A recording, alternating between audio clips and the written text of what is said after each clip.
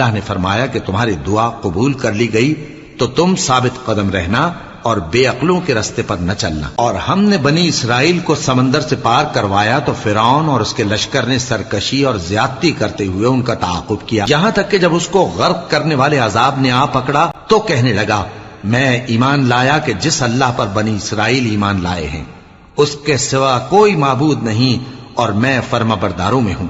जवाब मिला कि अब ईमान लाता है, हालांकि तू पहले नाफरमानी करता रहा और मुफसिद बना रहा। तो आज हम तेरे बदन को बचा लेंगे ताकि तू पिछलों के लिए इबरत हो, और बहुत से लोग हमारी निशानियों से बेखबर हैं। और हमने बनी इसराइल को रहने को उम्दा जगह दी और खाने को पाकीज़ा चीजें अता की, फिर भी वो बावजूद इल्म होने के इख्तिलाफ करते रहे। बेशक जिन बातों में वो इख्तिलाफ करते रहे, तुम्हारा परवरदिगार क़यामत के दिन उनमें उन बातों का फैसला कर देगा।